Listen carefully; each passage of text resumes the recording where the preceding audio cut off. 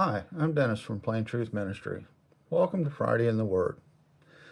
Today's message comes from the book of James, chapter 3, the first couple of verses.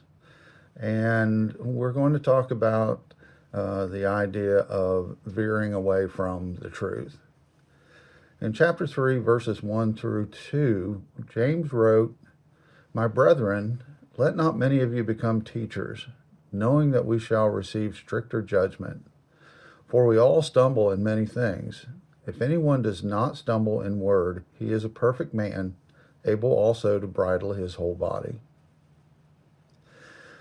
James is offering a warning here because there's the danger of veering away from the truth.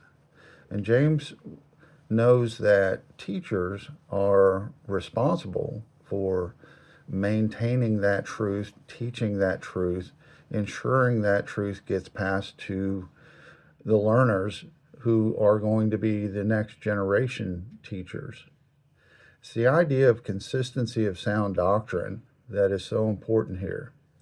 There's one true gospel. It has not changed, and to my understanding, will not change.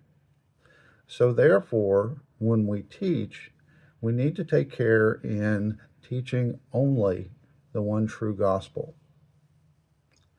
Now, I know people will make mistakes. James mentions it here, for we all stumble in many things. If anyone doesn't stumble in word, he is a perfect man. Well, there was only one perfect man on this earth, and that was Jesus Christ, who gave us the gospel to preach to others.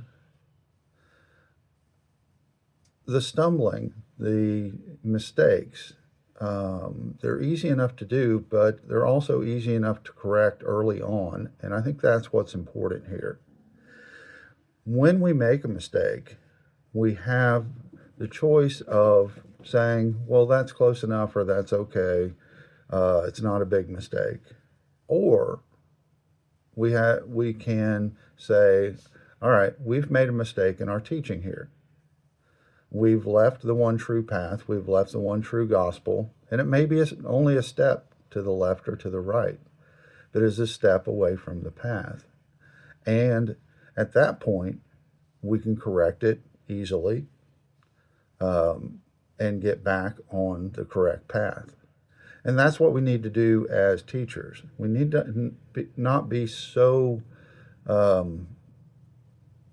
arrogant, for lack of a better term, that we won't call our own mistakes out. We won't say that we're wrong, but we are wrong. James talks about it here. There was one perfect man. Now, functionally, how does that work? Well, take a simple math problem. Take 10 times 10. Well, the correct answer is 100, but let's suppose somebody answers 97, and the teacher says, well, that's close enough. We'll go with 97. Well, then multiply 10 by times 10 times 10, and now someone says 963. Well, that's close. It's not 1,000, but it's close. We're not that far off. It's okay. We'll continue on that way. Now you can see what will happen as we continue to multiply by 10 and the error gets larger and larger, and we finally reach a point where the error is larger than the truth. And when we get to that place where the error is larger than the truth, the error becomes doctrine, not the truth. So we need to correct early on. That way we never veer far enough from the path where we can't get back on the path very quickly. Another game we used to play as kids was I've Got a Secret. And you get 8 or 10 people in a chair. The first person whispers something into the second person's ear, and they pass it along, pass it along, pass it along. And the idea is, how far away did we get from the first message by the time we get to the end of the row? And it's a fun game, funny game, just to see how far off we get. There's no danger in the game, but if we play that game with the gospel, there's much danger.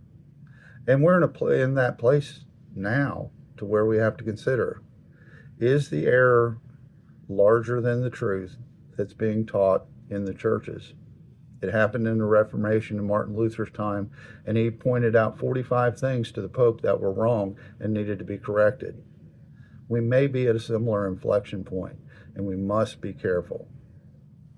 Thank you, and God bless.